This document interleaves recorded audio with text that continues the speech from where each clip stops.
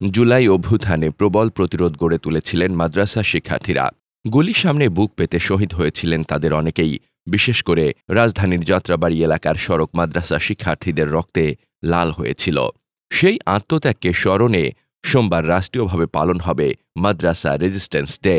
সংস্কৃতি বিষয়ক মন্ত্রণালয়, শিক্ষা মন্ত্রণালয় এবং বাংলাদেশ শিল্পকলা একাডেমির আয়োজনে দিবসটি পালিত হবে। সেজন্য সমন্বিতভাবে কর্মসূচি ঠিক করা হয়েছে। যাত্রাবাড়ির ইবনে সিনা হাসপাতাল সংলগ্ন রাজপথে অনুষ্ঠান আয়োজনের জোর প্রস্তুতি চলছে। এই অনুষ্ঠানের মধ্য দিয়ে সরকার মাদ্রাসা শিক্ষার্থীদের এই বীরত্বপূর্ণ ভূমিকা প্রথমবারের মতো রাষ্ট্রীয়ভাবে স্বীকৃতি দিতে যাচ্ছে বলে শিক্ষা মন্ত্রণালয়ের এক প্রেস বিজ্ঞপ্তিতে উল্লেখ করা হয়।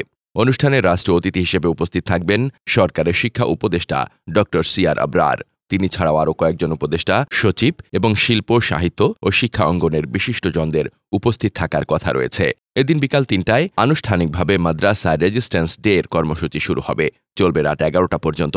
অনুষ্ঠানে থাকবে শহীদ পরিবারের স্মৃতিচারণ, আহতদের অভিজ্ঞতা এবং ২০১৩, ২০২১ ও ২০২৪ সালের ফ্যাসিবাদ বিরোধী ছাত্র আন্দোলনের প্রামাণ্য গল্প। কবিতা আবৃত্তি, হাম, নাত ও নাশিদের পাশাপাশি পরিবেশিত হবে দ্রোহের গান। প্রদর্শন হবে দুটি প্রামাণ্য তথ্যচিত্র, ৩৬শে জুলাই ও সাদা জোব্বা লাল রক্ত। আরও থাকবে প্রতিরোধ ও পুনর্জাগরণের প্রতীকী উপস্থাপনা, ড্রোন শো।